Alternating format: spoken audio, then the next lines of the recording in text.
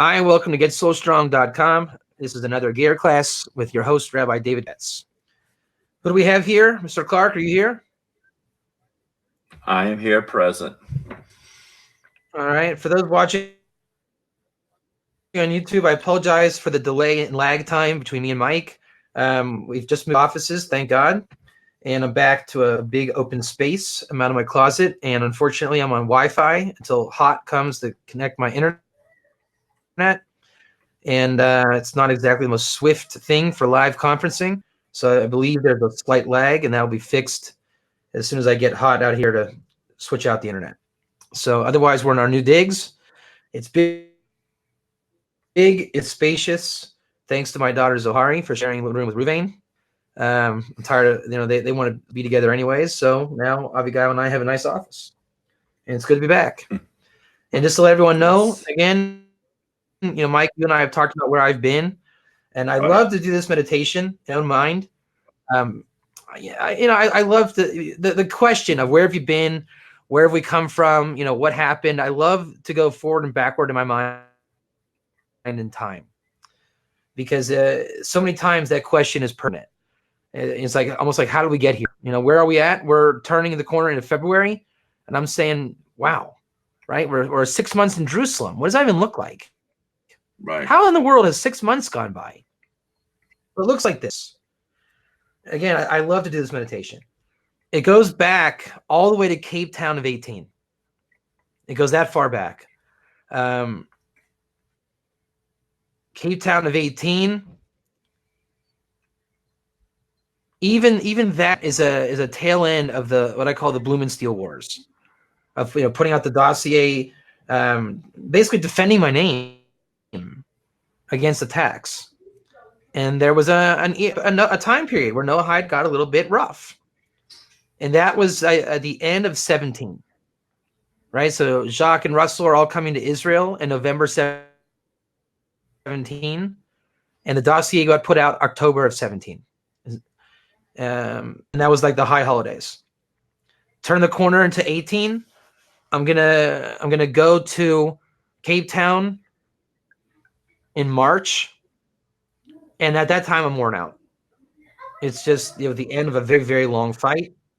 My weight is officially out of control, and now we're gonna get to Texas in May, June of 18.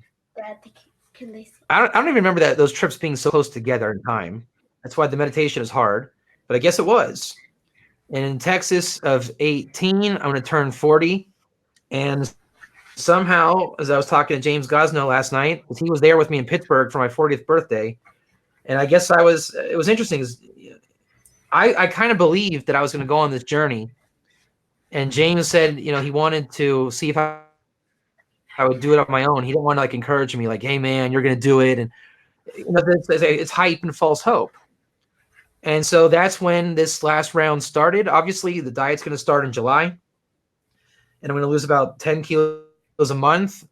July, August, September, October, November, December. That's called teaching at 3:30 in the morning. So I'm getting real tight, real focused, and now we're going to turn into January. I'm at a 6 months later. There's your magic 6 months, right? Everything that I teach, I preach that it takes 6 months to really change your life. Right. Mike, would you say it's a fair assessment from your GSM journey? Yeah. From my experience, yes. It takes 6 months. I mean, I've taught that for a long time. And what do you answer to people that say, well, I've been on there for 2 years. I haven't grown. I haven't gotten anything out of it. I've been there for 2 years, year and a half. What do you want? I haven't seen anything. They haven't applied themselves. No, those people are not coming to class every day. It's right. Again, I love to give my analogies, whether it's with wrestling, weight loss, football. Analogies work. And why do they work? Because it's wisdom. If you have a calorie deficit every other day, will you lose weight? No. No, you're called erratic, and you're not consistent. And not only will you not lose weight, you will struggle. Struggle with everything. It'll be frustrating. And so when I went to yeshiva, when I was a kid, I was on a 7-year plan because I was told you cannot be a rabbi teaching unless you put in at least 7 years of yeshiva. So guess what day one was? Day one was day one of 7 years.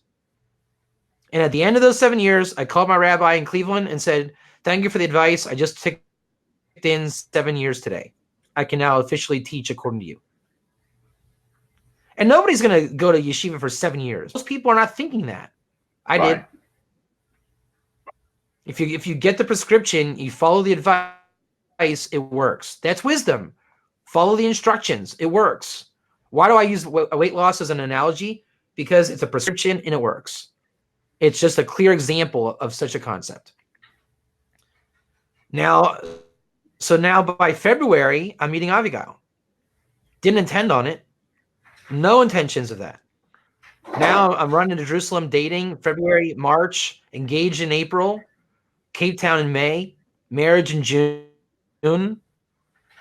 figuring out where I'm going to live in July, August, Jerusalem, September, basically becoming pregnant, October, Romania honeymoon, November, laid up in bed with surgery, December, get ready for my conference in Houston, January, post-Houston, new change of staff, getting ready for my personal trainer course, and moving offices and reinventing the wheel, so to speak, getting the Gear content back on track.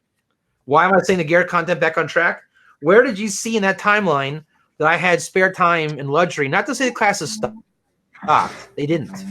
In fact, you could argue I taught more in those months than ever. It's just now we have momentum teaching. That's the difference. There's teaching to stay on top of it. Like when you cut weight, you have to maintain your strength. That's the secret of cutting weight. It's very easy to cut weight and starve yourself, but how do you maintain your strength? Right. So we were maintaining our strength. Now we're done cutting. We're back to bulking. Or bulking. And that's where we're at. When you're cutting, you're hanging on to what you have. And the cutting era is over. And now we're going to go and get strong. Get so strong. Makes sense. So that explains you the timeline, right? Going all the way back as far as 17. Figure 2 years. 1005. And that's where we're at.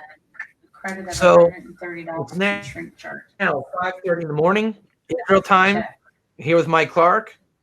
And this latest round of the Ger Sugya is going to take us into Shituf. Because I'm finding that everybody in the call it the Noahide World. And Mike, is there a way to can you mute your mic when you're not on so we can get a clean Yes, sir, recording? I can. Right now.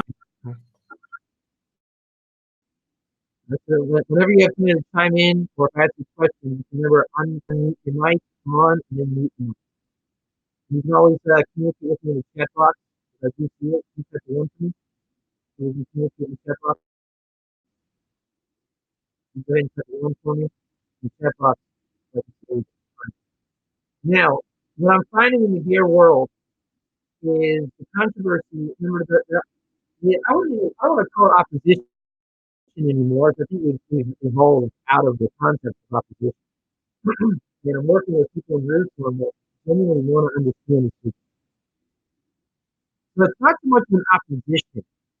It's more about, how do you say it? It's points of unclarity.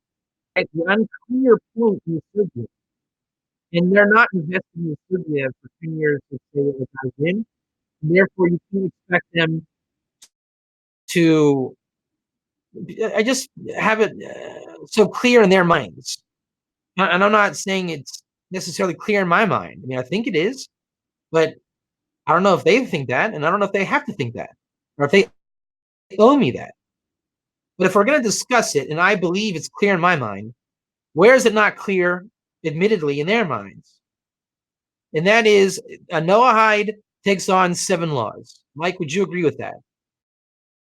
The baseline is going to be 7 laws. You can feel free to type your answers rather than mute your mic, or you can unmute your mic. All right, we got a 1 on that. 1 is always confirmation. 2 is negative. So 7 laws are the benchmark. We always start the discussion with 7 laws. That's an immutable force.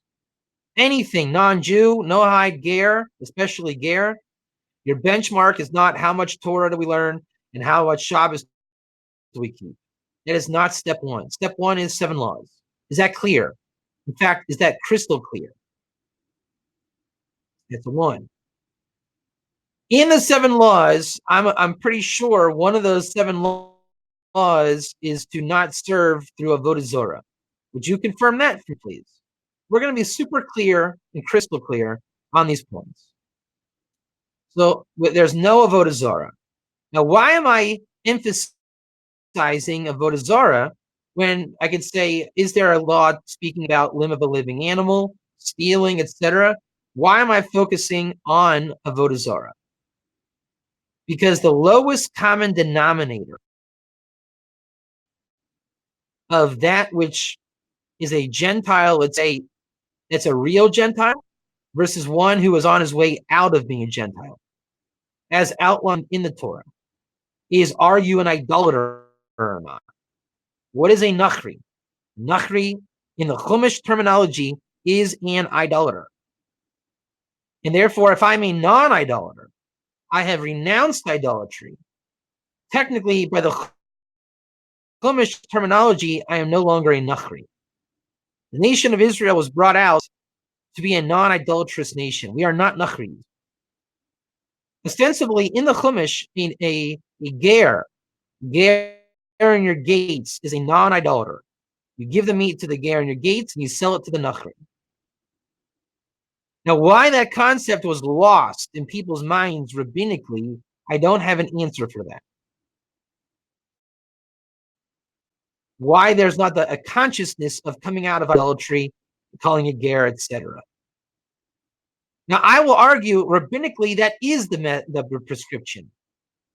Why that's not clear, again, I don't know. Although I do know most people don't view the Chumash in this way. But when you get into the Nachri and the Ger and the Chumash, that is the dichotomy. So now I'm a non-idolater. I'm a Ger in your gate to the Chumash. I've given up idolatry. When we get into the Talmud of Avodah Zorah 64b, Rabbi Meir's opinion, what is a Ger Toshav? One who has given up idolatry in front of 3 Chaverim. The question is, what does Rabbi Meir mean? Does he mean I am a ger toshav in that I'm not an idolater? Well, that would should be a good shot, wouldn't it? If Rabbi Meir speaking from the Chumash point of view, right? From the Chumash point of view, what is a ger toshav? A non-idolater. That's one example. Is he speaking about like the Ishmaelite level of ger toshav? As an Ishmaelite Muslim, we rule with pshuto that the religion is not idolatrous. Therefore, on the lowest common denominator, even though he's still an Akum, a non-Jew, he's not a typical idolatrous non-Jew. Therefore, Ger Toshav. Or we Rabbi Meir speaking about Shituf. That I keep the 7 laws, and I have a special emphasis on really not being an idolater, and therefore it's Shituf in front of 3 Chaver. We're not sure the kavan of Rabbi Meir. We are sure you can apply any one of those pshatim to Rabbi Meir. We know that. But nobody can go on record as saying, I know the secret Masorah of Rabbi Meir. I know what Rabbi Meir meant. We know what Rabbi Meir could mean. And there are those that have a 4th opinion. Well, it doesn't even matter because we don't paskin like Rabbi Meir. It doesn't even matter. Why are you even looking at Rabbi Meir, they'll say. And I will argue, you must look at Rabbi Meir. Rashi mentions the sheet of Rabbi Meir. Rishonim mention the sheet of Rabbi Meir. Everybody's always involved in Rabbi Meir, even on a theoretical level. But halacha l'maisa, it's chachamim, second of the 3 opinions, 7 laws, which includes obviously idolatry. Most will agree and write explicitly that the rabbis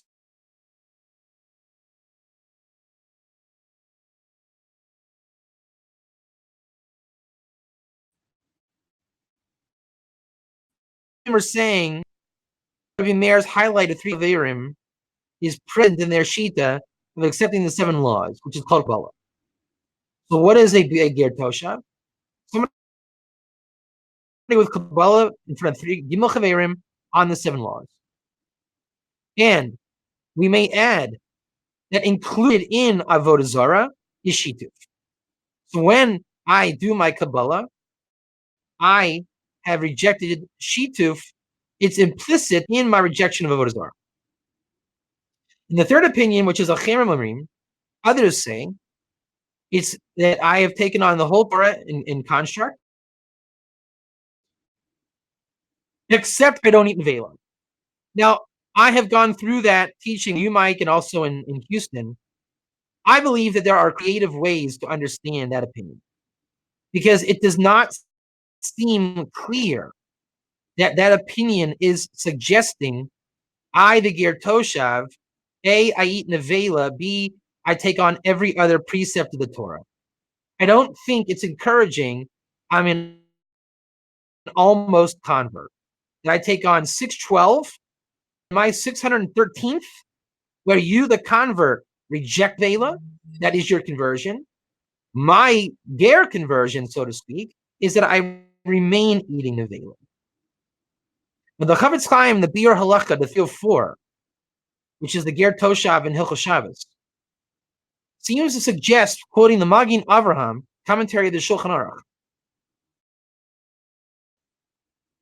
that I, your hired worker, take on the mitzvahs of a slave, even though not a slave, essentially saying my Kabbalah has much more than 7. And the question is there such a Kabbalah? Is there a Kabbalah of more than 7? Because the Rambam doesn't seem to mention that, at least not explicitly, says Rav Moshe Feinstein, on that Biur Halacha, which is written by the Chavetz Chaim about 100 years ago. Now, because it's written in a way you can't understand it that way, it's called a Fipshuto. Because it's written as such, I must entertain it as such. But on a deeper shot, do I think that's what it's meaning as a 1A position? I don't. I think it's emphasizing that the convert says, I'll take on 613 by rejecting the Vela. In that last little dot, I there fix in my own service of God, saying, I take it on and I dafka don't eat the Vela. The Ger Toshav says, superimpose that whole construct of taking on the whole Torah, except for Nevela. That's me. No matter what I do, I still eat Nevela. So there are many ways to understand Acherim Omrim. In the Nafkamina, the practical outcome is, in a Kabbalah, let's say ostensibly of 7, it's a question of whether or not I have explicitly rejected Shituf. I go before Gimel Chaverim, I'm Ger Toshav. In my Kabbalah, am I taking on more than 7?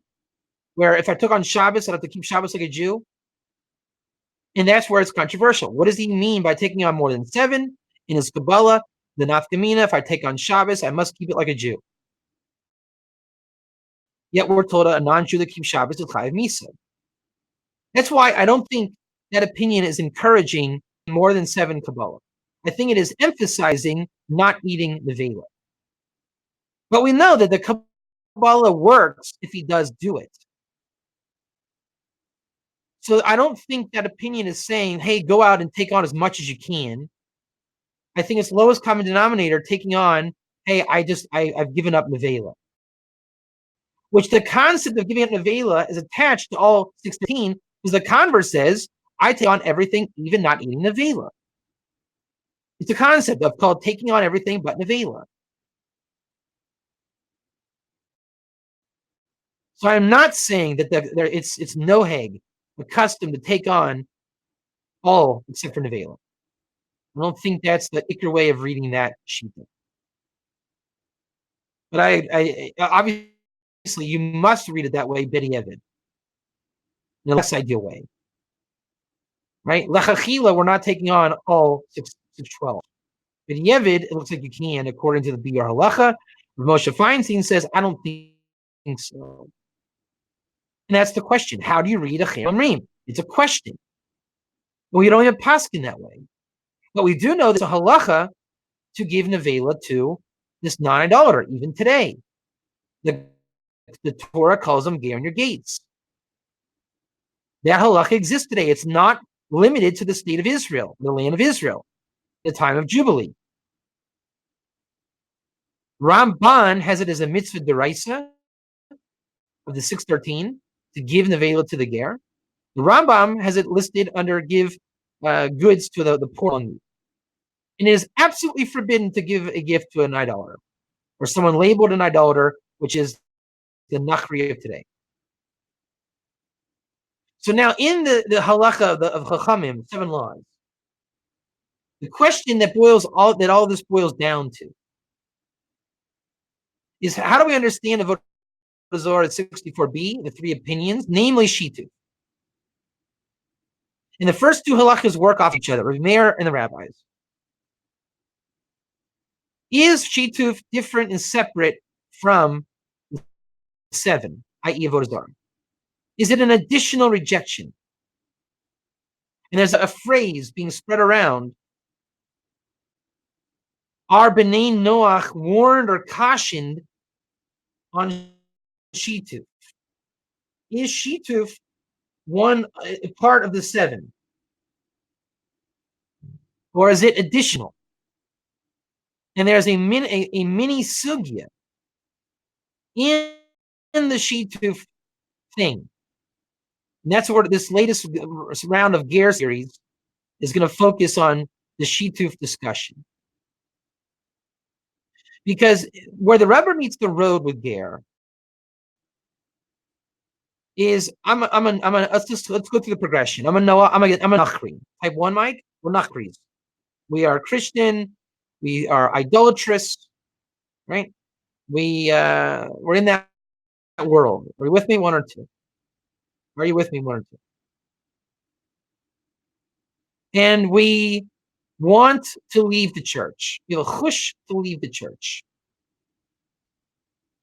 We are now, let's say we are non-serious Christians.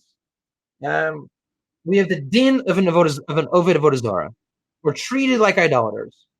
Even though most will agree we're not pure idolaters, we're treated as idolaters, and you can call me a Nachri or an Akum or an Eino Yehudi or a Kuti, all these terms. That's who we are.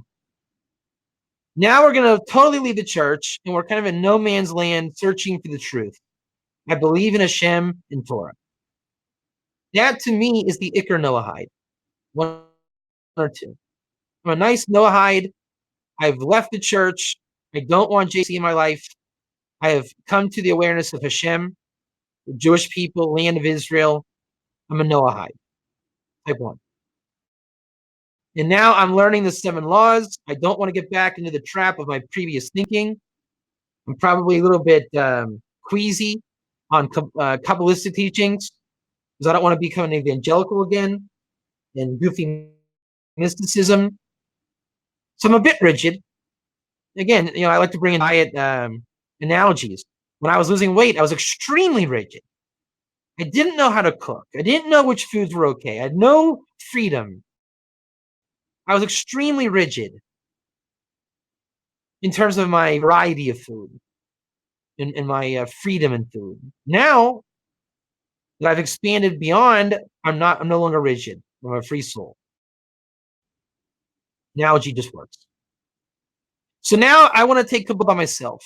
I'm going to go in my bedroom and talk to God. And I formally accept the 7 on myself.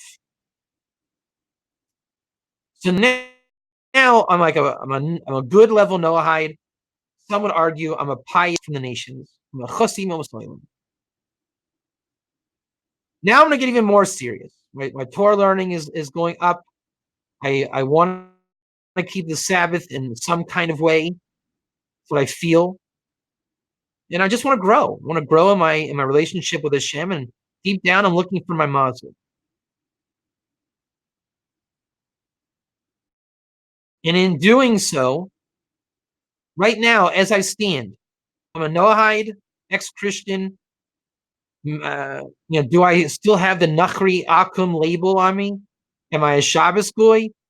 Who am I? Who am I in halacha? All I know is I want to keep growing, and I want, if possible, to shed the Nachri Akum label. Now, it's not about labels. It's talking my halachic distinction. When it comes to labels, my identity is not Akum, Nachri, or Ger, or Noahide. My label is I'm a human being named Bob. But I understand there is a halachic attachment or label. Where do I fall in halacha? In the Jewish world. So that now we fall into this category called, are the Bnei Noach warned or cautioned against Shituf? Right? I have a personal acceptance of the 7 laws, which means I've rejected Avodah Zarah. I don't go to church, so you won't find me acting idolatrously. I've taken a form of Kabbalah, and now the halacha is speaking to me. Hey, you, Bob, are you cautioned on Shituf or not? And if you want to step it back a little bit, when I was in church, I'm a good Christian, and I do business with Jewish people, deep shooting, right? I'm a good Christian, and I have Jewish friends, and we're in business, type 1. We have a store where there's an income, and the Jew needs to know, can I go into an oath with this Nachri, a Nach ben Noach? I'm a ben Noach in that even though I'm a Nachri, I'm commanded in the 7 laws, I'm expected to keep them, and we're not going to address me in my Dalit Tov religion of Christianity. It's not true dot. Right? My true religion, even though I don't know it, is Ben Noachism. That's why I'm a Ben Noach. How does my religion that I'm unaware of treat me concerning Shituf? Do you hear the question, Mike? How does my religion that I'm unaware of treat me concerning Shituf? I go to church. My name is Bob. And obviously, even though I'm friends with Jews, in business with Jews, I'll tell you I'm not a true believer, but I'm still involved in Shituf. 1 or 2. Now, please get a confirmation, 1 or 2 here.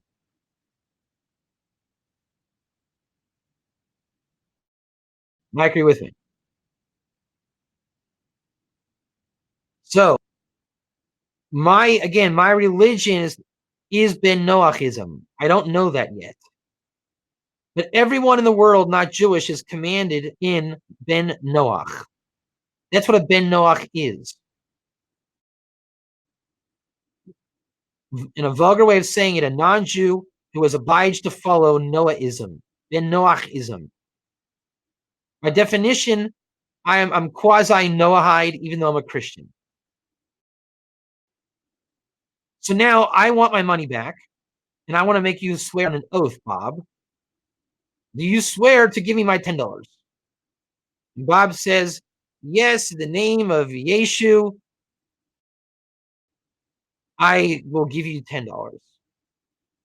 And the Talmud asks, and the Tosfos ask on this, based on the Talmud, can I, the Jew, cause Bob to swear on Yeshu to give me back my $10?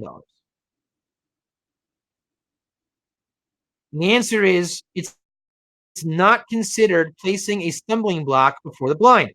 By asking for the oath, I kind of forced you or caused you to swear in Jesus. And Ben Noachism, or better yet, in Ben Noachism, is Shituf forbidden? For a Jew, it's forbidden. If you were to take a Jew who's a Christian and we're in business, and I say, Moshe, do you swear to give me back my $10? And Moshe says, yes, in the name of Jesus.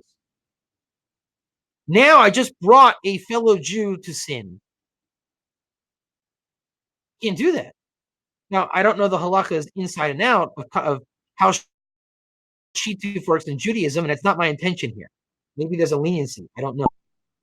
Off the cuff, it doesn't look like I can cause a Jew to swear in Shituf. The Jew is certainly not allowed to believe in Shituf or worship in Shituf. The question is, I am going to cause Bob to swear in Jesus' name because I made him take an oath. He's going to mention the name of his God. Tosfos says, you know what? You can make that oath. It's not placing a stumbling block for the blind, because deep down, Bob believes in God. Deep down in Bob's theology, Jesus is not God. Even though he may even say it, as Rav Soloveitchik explains, he may say Jesus is God, it's a vulgar expression. He doesn't even know what that means. He believes in God. And it's a very controversial point. Does a hardcore, idolatrous evangelical truly believe in God the Father, and that Jesus the Son is not God the Father? Even though he may look at you and say Jesus is, God, the Spirit, and everything. Do they really mean that? Do they have enough wisdom and seichel of their own religion? Do you know the difference? These are all valid questions. How does Catholicism work in this Tosfos versus evangelicalism, Protestantism? Does Tosfos differentiate between streams of Christianity, or are we saying all Christianity fits the bill vis-a-vis this teaching? At any rate, the Tosfos answer, it is not placing a stumbling block. He swore in Jesus.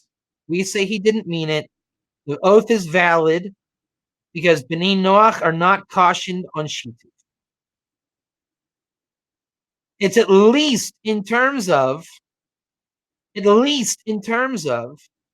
the Jew, causing you to make an oath which comes out in Jesus' name. At least in that, we know, lowest common denominator, you are not prevented from that, Mr. Bob. Now, on a belief level, forget the oath and business and stumbling block for the blind, Bedieved.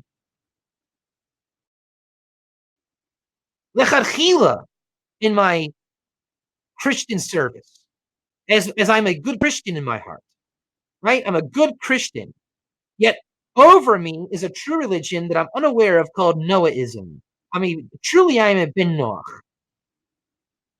As this Ben Noach, am I allowed to have a religion of Shituf? Is the question. Certainly, it's not an issue if a Jew brings the Christian out in me. He didn't commit a crime by causing me to be a Christian. But he had. Lubavitcher Rebbe would say, Lechatchila, the Jew has a mandate to bring me out of Christianity called making gerim.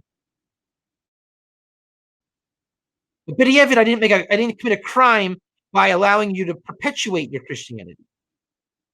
But in your own Daled Amos, your own area, Bob, can you be a Christian under Bnei Noach? Now, the opposite polar point of view, can Bob worship in Shituf? Mike, what do you think? My name is Bob, and I believe Jesus is God, chas v'shalom, and I literally bow to statues in church. And I worship, I believe. Is that allowed? Mike, what do you think? Can I do that under Bnei Noach law? We're not even going to address the Father. We're addressing Jesus this, Jesus that. Mike, do you have an answer? And that's also subject to discussion. It looks to me that the overwhelming majority will say Bnei Noach law, even for this Akum unaware of Bnei Noach law, cannot worship in Shituf. Mike, do we have a response from you? And there's a difference in terminology of Iker terms between worshiping in Shituf and believing in Shituf. And yet another distinction of swearing in Shituf. And a further distinction in a Jew causing me to swear in Shituf. And yet another distinction of a Jew mandated or not to bring me out of Shituf. So there's an entire highway of Shituf, from the Jew in his distant relationship with me, in his intimate relationship with me, in my relationship with God, in my intimate relationship with God, and in my superficial Christianity, where I just go around making oaths in my God's name. The entire scope of this discussion is the sugya of Shituf. We want to explore this dictum. What does it mean that I, as an Akum, under B'nai Noach law, that interfaces with Israel law, the Jew, am I cautioned or warned on Shituf? And it comes out as when I leave the church and I've taken on the 7 laws in some form of personal Kabbalah or formal Kabbalah, is it enough to eradicate the chashash, the fear of my Shituf, by adhering to not serving through Avodah Zarah? Or is there an extra emphasis on Shituf? And the main commentaries on this, the Noda B'Yehuda, the Shava Cohen, and a few, also I guess the Ramah, the Shulchan Aruch. And we're going to cover over the next few weeks or longer, what is the truth in the sugya of Shituf? Because the nafkamina is,